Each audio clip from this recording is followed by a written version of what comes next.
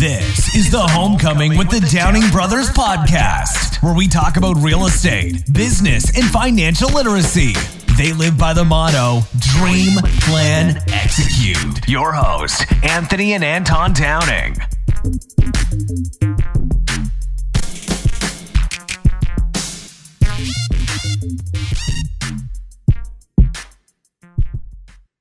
Welcome to Homecoming with the Downing Brothers. This is Anthony. This is Anton. Man, I cannot wait to get into this because we got somebody who we know is doing real work in the city. We have Bonita Harrison.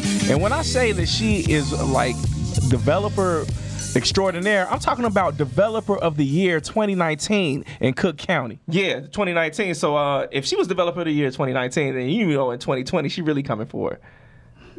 How you doing, Bonita? How you doing, Bonita? We're gonna Hey guys, hey, how you guys? No, I just want to establish this out the gate. It's the beginning of the show, man. I respect the hell out of you. When I saw you, when I like witnessed and saw all the things you're doing, I'm just like, one, I felt like, well, we got to step our game up, but two, I knew there was somebody that we can learn from. You know what I'm saying? Absolutely. And we can, and you always made us comfortable, feeling like, oh yeah, you can talk to me about anything. And I appreciate that. And for context, y'all, last year, that was April, right? The Cook County Land Bank Authority had their banquet, and they invited us to be the keynote speakers. And right before that, we came up to do our keynote address, Bonita Harrison, sitting right here with us, got Developer of the Year.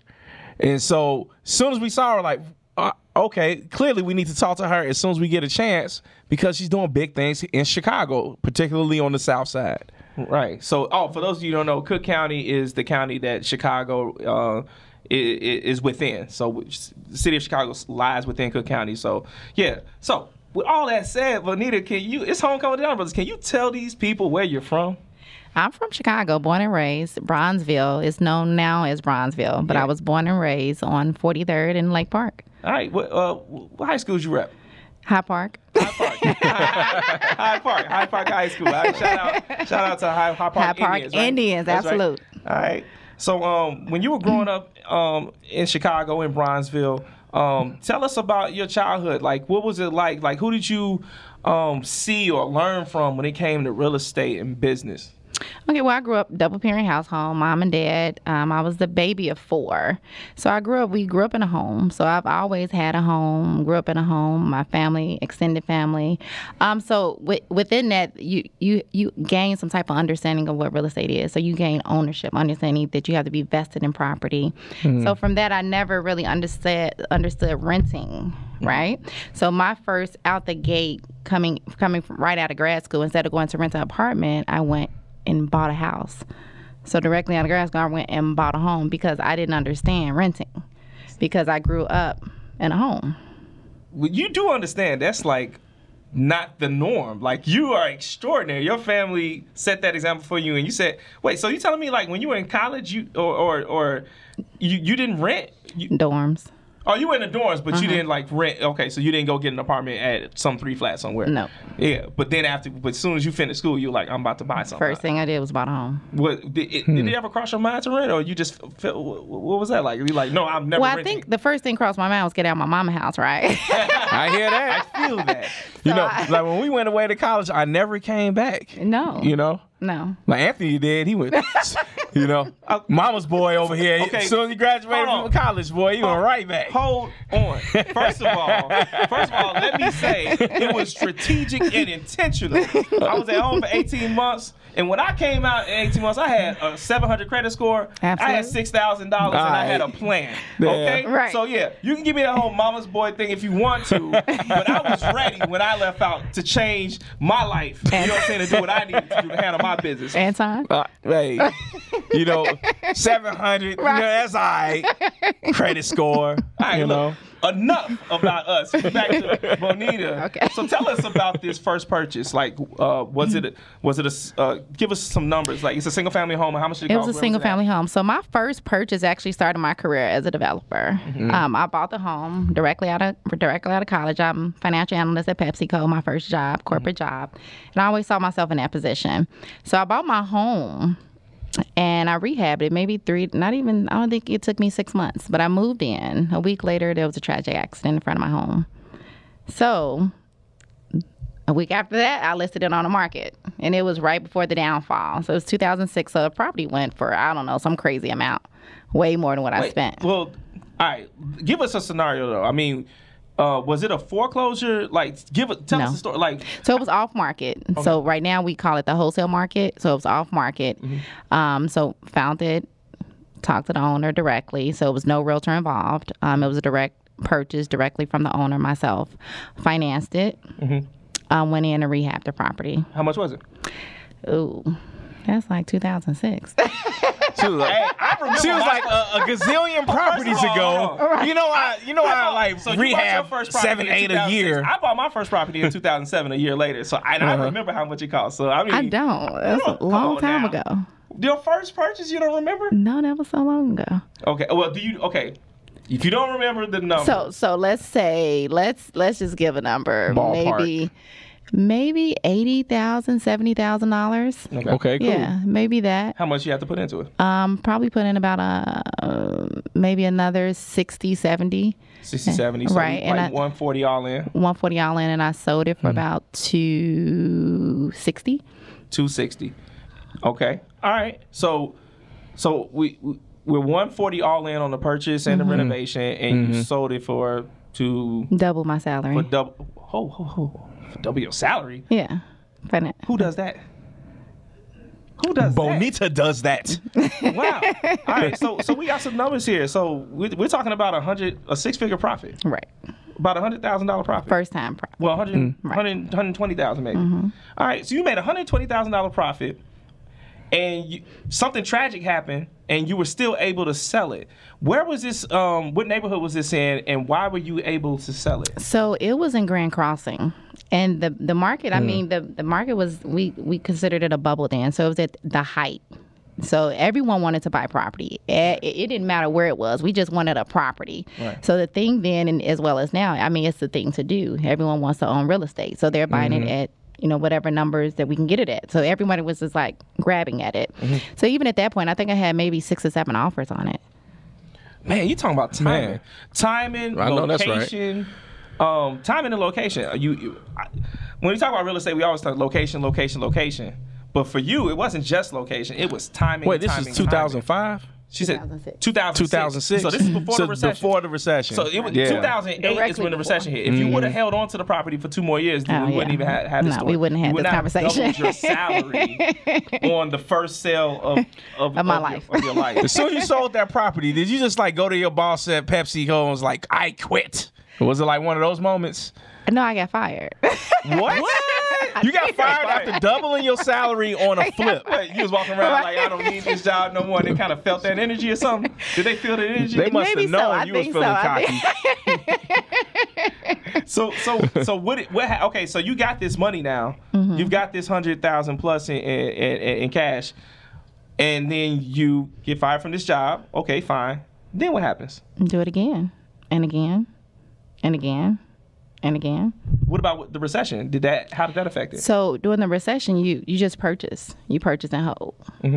So that was, I mean, to me, I think you buy in the down market and you sell in the high market. So what were you purchasing, let's say in 2008? Your single family. And renting them out? I also bought retail. So you were buying and holding all of them. You were renting them out. Now, did you do the property manager yourself? I still do. And you still do to this Absolutely. day? Okay. So I hired a staff. The staff, so my in-house staff manage my properties. So you created jobs. I created jobs. Because you're an entrepreneur. Absolutely. Look at that. You better than me. We farmed out property management right away because I'm like, look, I'm not trying to talk to the tenants. I don't want to deal with all the plumbers and all these different. I'm good. Where is property management at? Right. So, all right. So you get this money, you start buying these properties during the recession. Cash is king during this period of time because financing is hard to come by. So you buy these single family homes and then you start renting them out. You self-manage it you kind of save some money because now you're not paying for property management. What about upgrades? Like, were you buying properties that were turnkey, or did you have to do renovations to these properties you were buying at that point? I like ugly homes, so I do like homes where I have to go in and tear everything out. I like to be creative. Yeah, I'm a fan of ugly homes too. Yeah, so I don't like to, just to patch the lipstick on a pig type of job. I'm not a fan of those. So I like to make sure I don't have to come in and consistently fix things. Right. So no Band-Aids. Right, no Band-Aids. All right, so we doing surgery at all times. Surgery, y'all. When I say surgery, I'm talking about we get in there and we're fixing everything so that we don't have to have this constant, chronic. We're talking about tearing down all the drywall, down to the studs, new electrical. Tearing out some studs. We may change some staircases. We may dig out a basement, do some underpinning. But wait, so during the recession, you were still investing this type of money and doing renovations, even though we were in this downturn and everybody else was scared? So majority of my in the beginning of my career, I was all cash. I really didn't start picking up investors until lately. So I've always been all cash. Okay. So that means you were like banking the cash flow that you were getting. You were banking that and then turning around and using the money, the cash flow to then reinvest. And I'm an advocate for that. So if you have 50, 60 units and you can cash flow $25,000 a month, and then that's easier to actually, even if you have staff, now you can pay them. That can at least pay your payroll. Versus you only doing flips. Now, where's your consistent monthly income going to come from? How do you pay payroll? And that's why we have rental properties for all the kids out there. Cash flow is awesome. So at what point, what's the largest your portfolio has grown to as far as your rental portfolio? Like, what's the maximum amount of doors that you personally had? I have a little over 60 right now. 60? Well, you have 60 doors now. Yeah. 60 doors. Do you understand? We're talking to somebody who's serious, right? You know what I'm saying? She made me want to sit up straight. Now, when Bonita talks about the 60 doors, she's saying a single family home is one door. A 3-flat, also known as a 3-family, those would be 3 doors. 6-unit building, that's 6 doors. And so 60 doors is an accumulation of all those different types of properties. 60 doors is a great portfolio. And if you're cash flowing on 60 doors and you're cash flowing $25,000 a month, yeah, you can easily see how. And actually, with $25,000, you can go find a single family home or foreclosure at the Cook County Land Bank. You can, absolutely. Yeah, and then from there, go ahead and do that renovation. All right, so actually, I want to continue this conversation. So wait, we get out of 2008. Once we're out of the recession, let's move forward to let's say 2012. Because by 2012, okay, now we see that we're back on the uptick. Did your strategy change? Yeah, I started going through investors, dealing with bankers, hard money lenders at that point, because instead of just doing 1 to 3 projects, now I can do or manage 6 to 7 projects at a time, because now I'm leveraging my cash versus, dumping everything in, and being cash strapped. Because that's one thing, when you're using all your money, then you can easily become cash strapped. Especially if something goes wrong. Right. Things do go wrong. Absolutely. They go wrong. Because, so we'll be the first to say it. We've gotten hurt before. Like, we've had contractors who didn't meet deadlines or just didn't do the work at all, or that we had to replace because they were incompetent. And if you're using your own cash, that's where you end up in a problem, which is why we strongly advocate that you finance some of it so that because you need a reserve. And then it can be both, right? Because one thing that when you use hard money, that means you have that hard money to pay every month. When you use your own money, you have no notes. So then if you can step back and take time to recoup.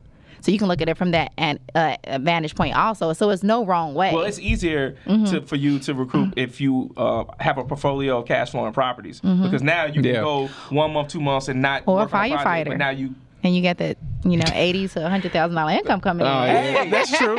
Then you take You don't go out. You take your entertainment budget and you fix this problem, right? This is not about us. Right. This is not about the Downing Brothers and what we do. The Downing Brothers have these streams of income, y'all. Let's talk about Bonita and this portfolio cash flowing properties that allows you to recover if something goes wrong. But one thing I want to say that I don't hear a lot of people advocate is commercial property. Commercial property is when I love commercial property. If I can just go straight commercial rentals, that would be the way. You're talking 6-unit, 8-unit? We're talking retail storefronts. Okay. Triple net lease.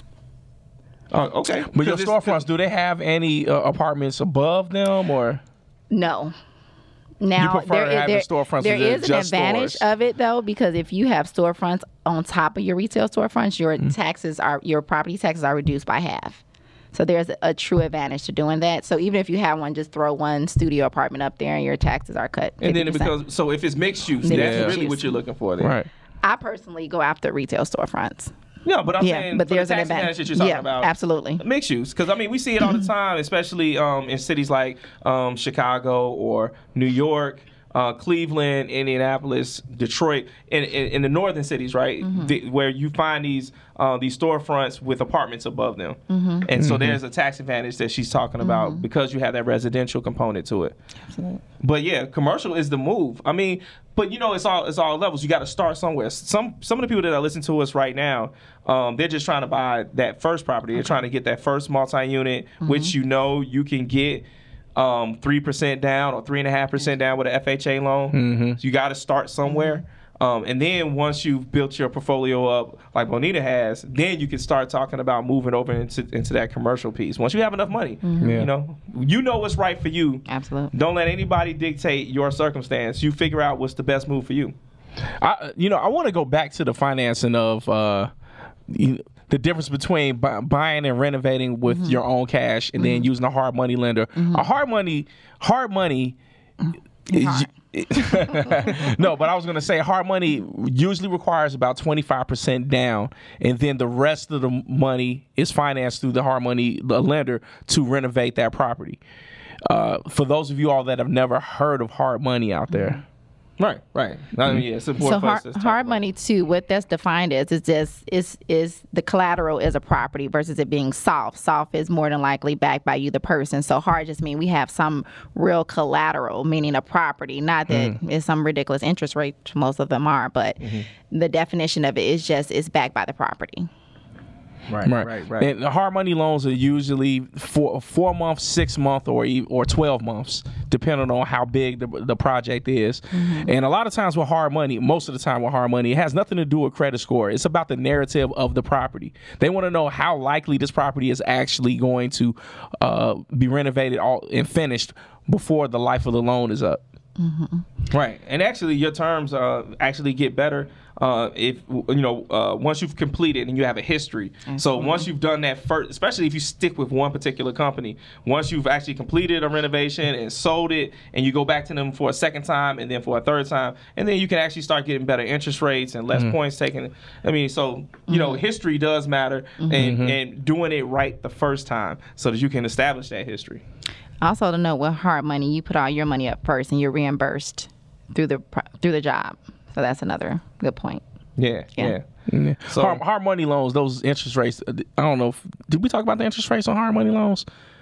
I mean, at some point we have, but if you want to talk about it now, go ahead. They're like credit card interest rates. Those interest rates are usually like 17%, 20%, stuff like that. It's not like the interest rate on a mortgage where the interest rate is like 3% or 4%. Oh, okay. That's what you were And then talking based off your relationship, once you do so many projects, it can go down. Yeah, exactly. Right. And that's what he meant by sticking with the same lender, company. Yeah. And then they know you, I mean, once you build a rapport. Yeah. Rapport. This is a trend. This is something that I've been talking about. Relationships, right? A lot of times when people say relationships, they get all lovey-dovey and they start thinking about their romantic interests and stuff like that. But building relationships with the financial institution, building relationships with contractors and other real estate professionals, the relationships that you build maybe with the city council member whose constituency you live in, you need to build these relationships. You cannot stay at home and continue to just sit on your phone and So you're saying they got to court a little bit. They got to court. Yeah. Oh, yeah. Yeah, absolutely. Yeah, you got to court.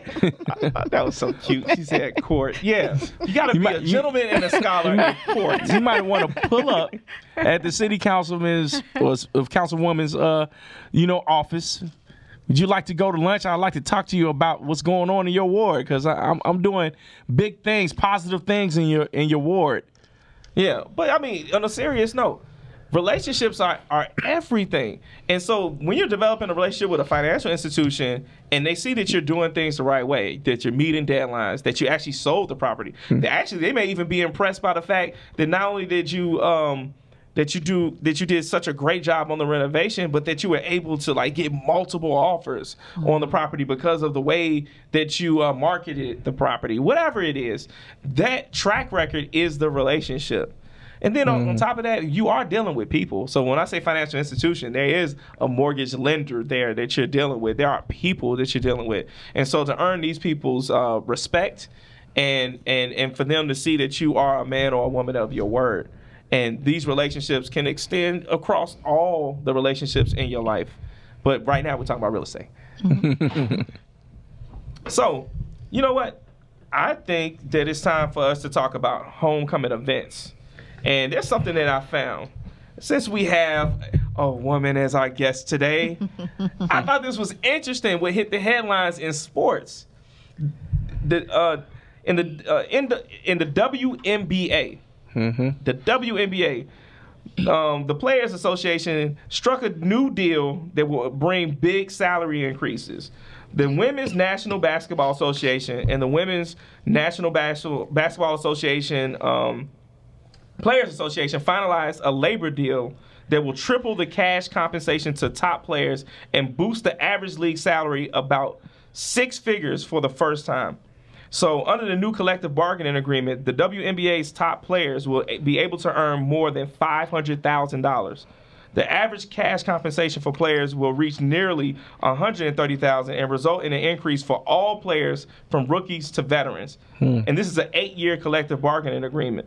I think it's long overdue that the WNBA players finally get salaries where maybe they don't have to always go overseas. Wow, you coughing and hacking it. You don't want them to have the salaries? Yeah, so what do you have to say about the women getting I think it's definitely a good move in the right direction, definitely. I think it's well overdue. The women play extremely hard. And if not, harder than the men, to be quite honest. And then if we look at what LeBron is making, what Kobe is making, what these other players are making, and we're doing the same exact job, then some of us would probably think it's still unfair. Yeah, I mean, but we're talking about progress here. We're talking about progress. Look, the average player was making $50,000 last season. This summer, the average player is going to be making what, $130,000 minimum wage. So that's like more than twice what they were making last year. Right. And you know, and the thing is, what's interesting, hey, shout out to Diamond DeShields with the Chicago Sky. We recently just met her. She is a beautiful person. She a woman, and you know, she's a ray of light. I mean, when we met her, she was so high energy, and just to find out literally like days later that in the WNBA they were getting a salary increase, and that she was going to be getting this salary increase, and because she was just telling us that she was coming back from overseas, and now she's healing up from an injury or whatever. So get well. We can't wait to see you playing for the Chicago Sky. Diamond, do your thing and get your money. Right. You know, but I think this goes beyond the WNBA. We're talking about women being able to have an equal footing, an equal platform across everything. I'm talking about entertainment, industries. You know, athletes. It actually kind of started for me. I started really noticing this with the U.S. soccer team. I mean, because the soccer, U.S. women's soccer, did you dominate? Oh my God. Like, I don't even care about men's soccer. Like, when I saw the way and they were so passionate. Like, if you men's soccer literally took a back seat. The women were so good this past season. Really? Right. That's amazing. Yeah. To me, you really can't even compare the two. Like, the U.S. men's team does not win at the rate that the women are on. They are number one in the world. Wow. And they deserve to get paid as such. That's and they're amazing. entertaining, and the stadiums are filled. That's amazing. You know what I'm saying? Yeah. And then let's talk about tennis. Man, what Venus and Serena have done for tennis. We're not talking about for women's tennis. I'm talking about for tennis. Period. Tennis. Period. That's true. Period. With a T. With a period. Again, like as a U.S. citizen watching tennis, I'm gonna tell you, who are we watching? Who are we anticipating? We're anticipating women's tennis. Like, I want to see what's going on at the U.S. Open for the women's side. That's where the entertainment is. They're gorgeous. They have great storylines. They're powerful. They're serving at 100 miles an hour and all this, that, and the other. Come on, pay these women because they're excellent. That's amazing. I mean, that's just my opinion. That's true. I got excited for a second. Pay us, right? She's like, you here for it? Right. And you know what? At some point, we have to have a woman president. I don't know if it's going to happen in 2020 or not or whatever, but I just kind of want to see how women would deal with different issues, because we all know that men and women approach things differently, and maybe at least once in history we get a chance to see how women would run things and how they would make decisions when it comes to with the financial markets, when it comes to health care, what's the other issues out there, housing, education. How would they make decisions if they were in the leadership positions? Not just a president, but like at all these different levels. So, I want women to get a chance. I mean, I think about this, like, let's bring it back to our guests. I mean, Bonita's here. Hey, Bonita, if Michelle Obama was down for running for president, what do you think would happen? I think the whole world would be better. No, honestly.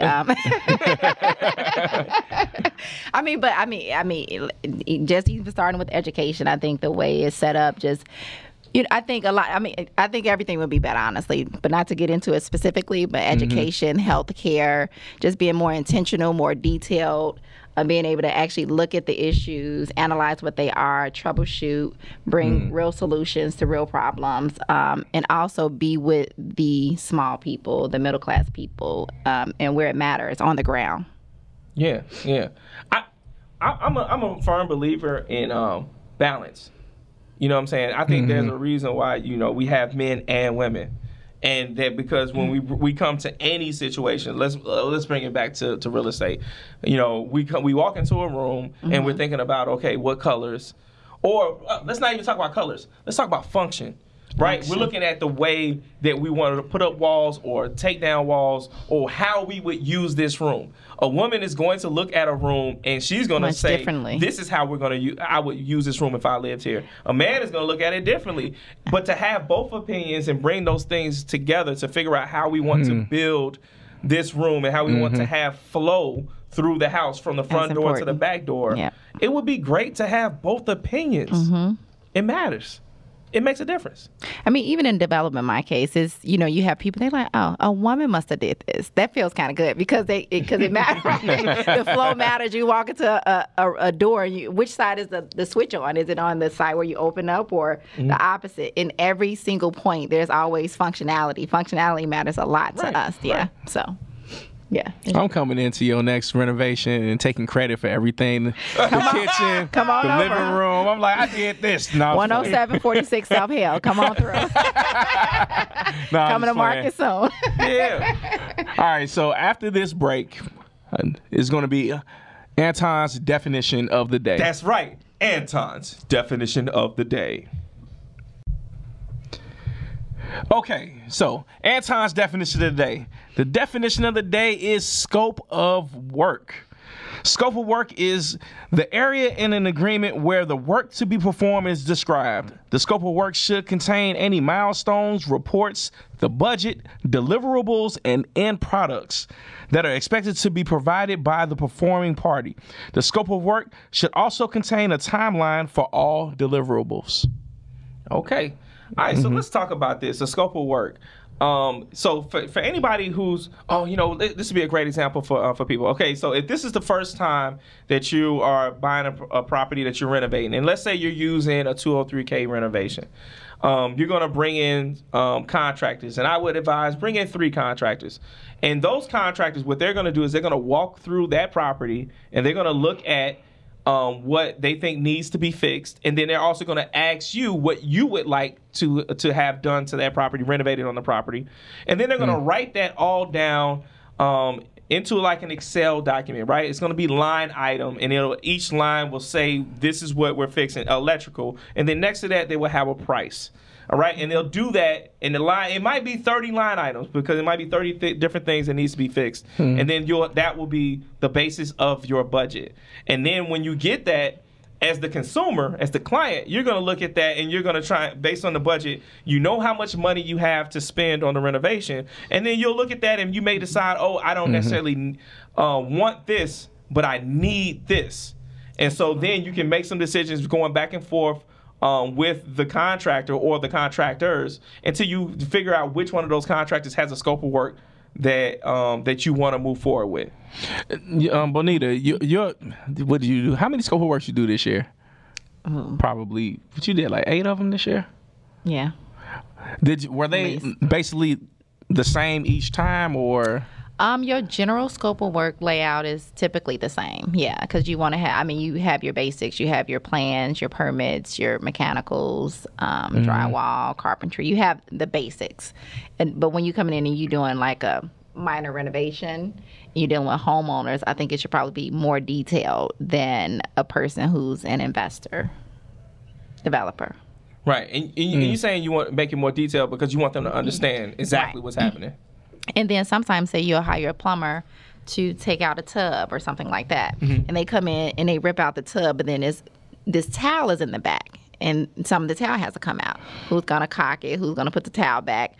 That's not a plumber's job. So you need to identify who's going to complete that. Is a plumber going to hire someone to do that, or will you have that done? Right. So it's very important to talk about every part of that job, even the demo. Is it his job to do the demo when it comes to this scope of work? Who's pulling out the tub? Who's going to remove the garbage? Who's paying for that? Right. So all of those things need to be talked about. Those are the deliverables. Right. And not just talked about. It's all about what's in writing. Yes, absolutely. And I'm going to tell you, I'm going to speak from the consumer side. From the consumer side, you need to understand that whatever ends up being written into that scope of work that is the only thing you can hold your contractor accountable for.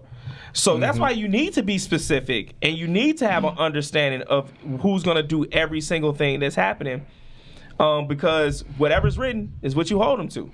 If you don't tell them to take the trash out every day, they gonna leave it in I feel like I saw that on your Instagram. Absolutely. Absolutely. Was that a month ago? Yeah, it was. So did you have it in writing for them to clean up? Absolutely. How'd that play out? So what happened was we had the drywall crew come in, and this was their first time drywalling for me. So it's written in their contract that the place must be left in broom clean condition, right?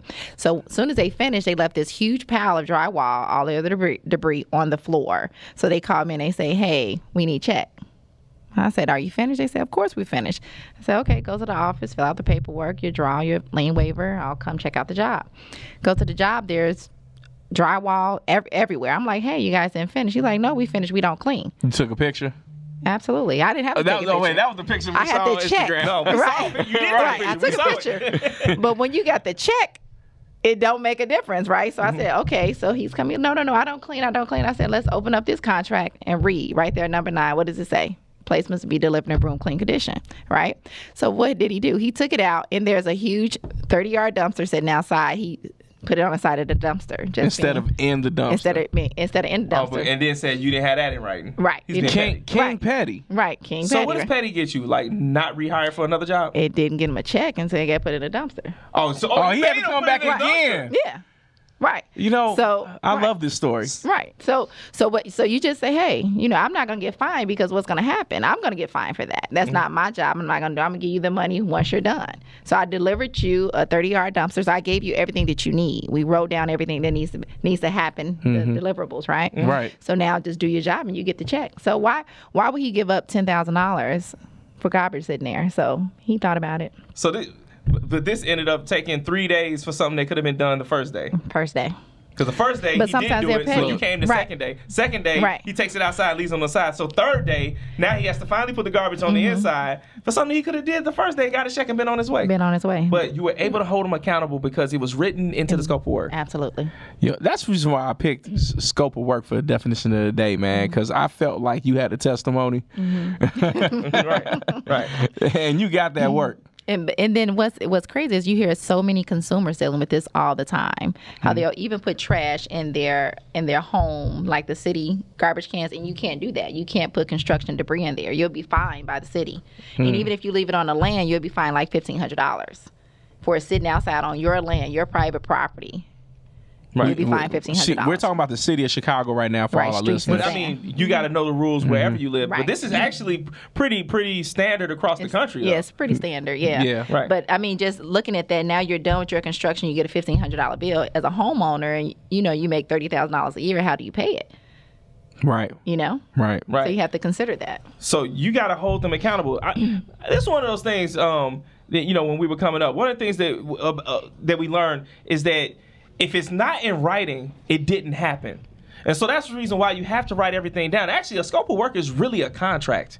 A scope of work is a contract between you and your contractor to decide what is going to be done and what they're going to hold. Because they're also going to use that same scope of work to hold you accountable. Absolutely. So you got this scope of work, and you come back and you tell them, oh, I want you to go and cut this hole in the wall and put a new window in, but it's not in the scope of work. Absolutely. So it's not in the scope of work, and then they're gonna say, no, I'm not doing this. This is our contract. That scope of work is a contract. It's a contract.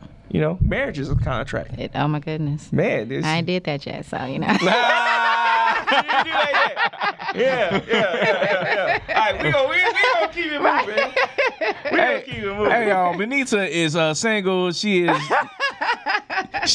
doesn't have a marriage contract and yet. she is cash flowing $25,000 a month. Oh Lord. She's doing With all the right. T. She's doing all right now.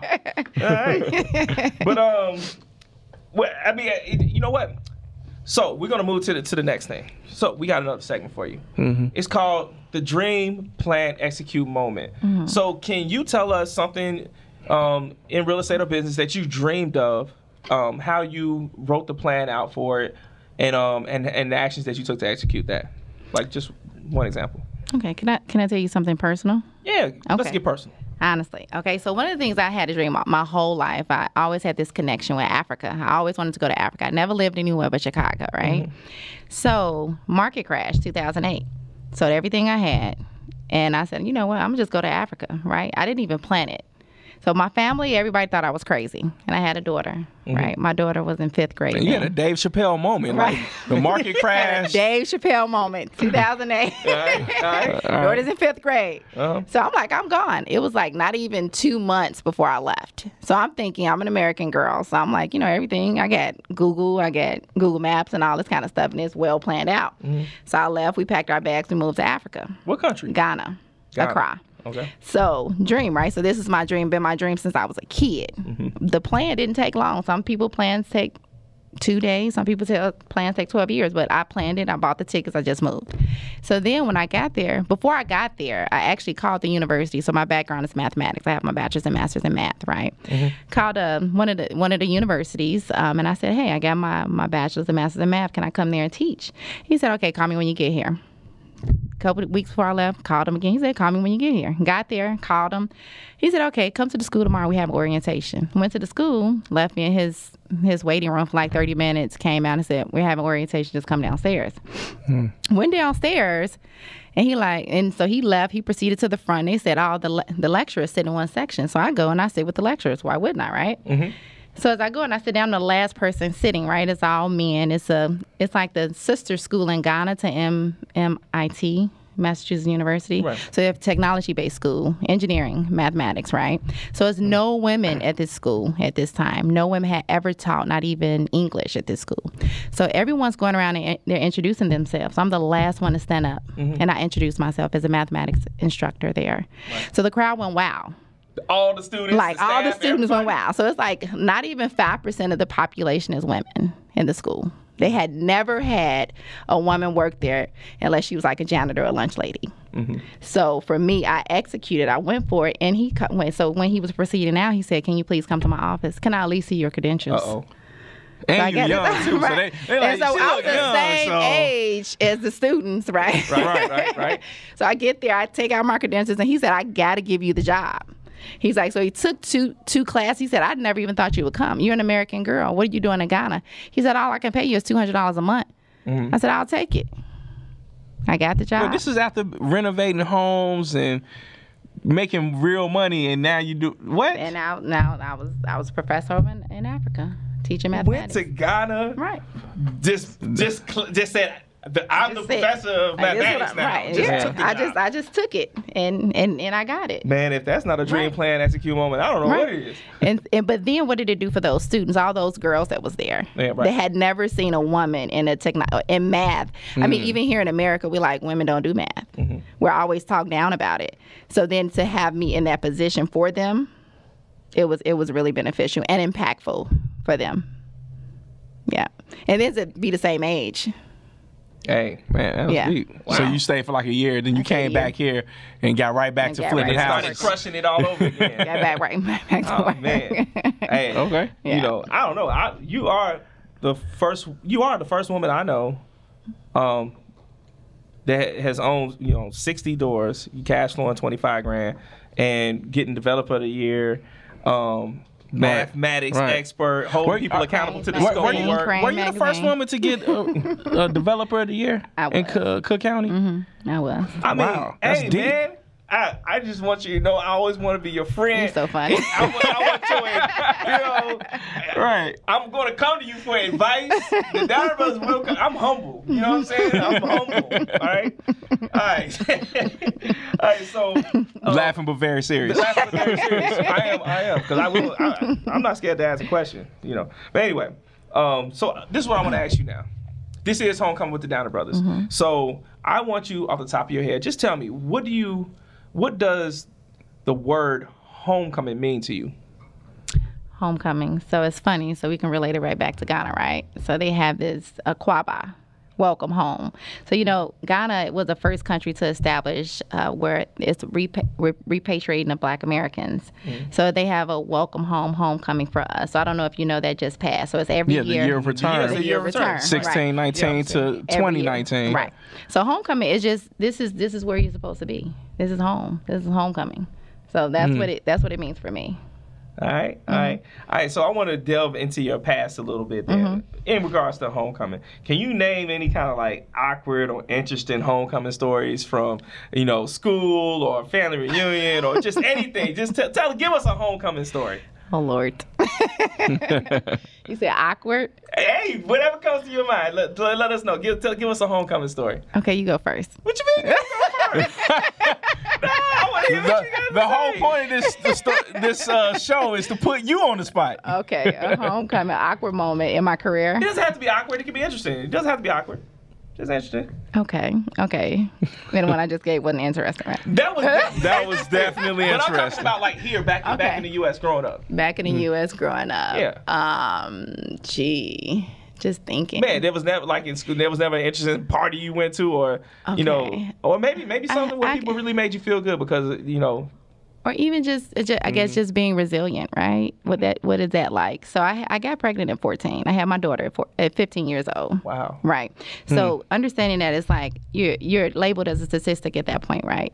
But always overcoming obstacles. So graduating high school, going on to get my bachelor's, master's, graduating magna cum laude, even being where I am now, being a woman in development. That's just like so you resilient. went from supposing to be like a failure in life to developer of the year in Cook County. Yes. You did all right. I think you did all right. I'm proud of you. I fared well. I'm proud of you. No, for real, I'm proud of you. Thank you. Yeah. Yeah. All right. So, this is also homecoming, and we always want to support where we, support home. Is there any like charitable cause or charitable organization that you want to highlight or tell people about? Yes, Margaret's Village at 7320 South Yale is a women's shelter. So you can donate any clothes, any money. You can donate your time. We have given Christmas parties where we wrap gifts, buy gifts, and give it to the women and their children. There's a lot of women that are victims of domestic violence that I sheltered there. All right. So you go there like quarterly, I go there 4 times a year. 4 times a year. And I donate 4 times a year. So that's a tradition that I started with my daughter. So every single year since she's been born, and she's 22 now, we donate. You are so young. You are so young. And your daughter is 22 years old. I'm trying to do the math. Done, and then I have to remember. That's right. You said you were 14 when you got pregnant with her. Like 38. That's crazy. Yeah, we the same age. Yeah, we the same age. That's wow. Mm-hmm. Yeah, but you know, I don't have any children. I'm not married. So for all the ladies shout out out. So, right. I do want to be a husband and a father they have no someday. kids. Right? I'm just saying. And I'm done. All right, so we've arrived. We've arrived at a point in the show where it's time for Anthony's After Set. And so the reason why we call this Anthony's After Set is because, you know, if you ever hanged out at homecoming, She don't know what's about to happen. She was like, we're not about to drink. This is not drink champs. We're not about to drink. It's the after party. No. The after party. You know when you're hanging out and you're lingering at the end of an after set, and it's like, you know, 3 in the morning, 4 in the morning, and all of a sudden somebody wants to get philosophical and really drop some knowledge, and they want, you know, before all your friends That'll go be home. Anton. Well, you know, I just, you know, seriously though, I want to just impart something on all the homies out there that are listening to Homecoming with the Downer Brothers. And right now, what I want to talk about is that, you know, some people feel paralyzed by fear and self-doubt, and other people find ways to move past that. You know, I don't want the people out there. If you're listening to this, you're probably one of the people that are finding a way to move past, you know, fear and doubt. And all of us kind of doubt, may have a little bit of fear of the unknown. If you're buying your first property, or maybe you're doing your first renovation, you're starting your first business, there's a little bit of fear. And maybe there's a little bit of doubt. Maybe you got people in your life who have never bought a property, who've never owned a business, and they're telling you can't do it because maybe they haven't done it. But I need all of my homies out there to know that if you're listening to this, you're going to be moving past that fear and that doubt. Absolutely. All of us started somewhere. The Downer Brothers didn't just one day just get on TV and buy properties and do all the things that you see us doing. It happened because we got past fear and we got past doubt, and we started surrounding ourselves with people who really believe in advancing themselves. Also, when we took an L, we understood that L didn't mean it was a loss, it was a lesson. Absolutely. Breakdowns create breakthroughs, right? You know what I'm saying? And honestly, some of us actually get some initial success, and we didn't experience a loss until a little bit further down the road. And then you got that fear and doubt, like, whoa, that hurt. Man, I lost 10 grand, or, you know what I'm saying? Or I got into an argument with somebody and I never had to deal with a dispute before, or whatever it is. But I'm telling you guys out there, you know what I'm saying? Center yourself. Go to your happy place. If you have to go on a vacation, if you need to start working out, going to the gym, or going to yoga, or going to church, whatever you need to do, go where you need to go to surround yourself with a support system and with people who believe in progress. You know, that's what I want you guys to take from Anthony's After Set. Get past that fear, get past that doubt, and I want you guys to always know that you can come home. Absolutely. All right, so we're going to close it there. This is Anthony. This is Anton. And this is Homecoming with the Downer Brothers. We'll see you on the next episode. Thank you for tuning in to Homecoming with the Downing Brothers podcast. For more information on how to dream, plan, execute in real estate, business, and financial literacy, visit www.thedowningbrothers.com.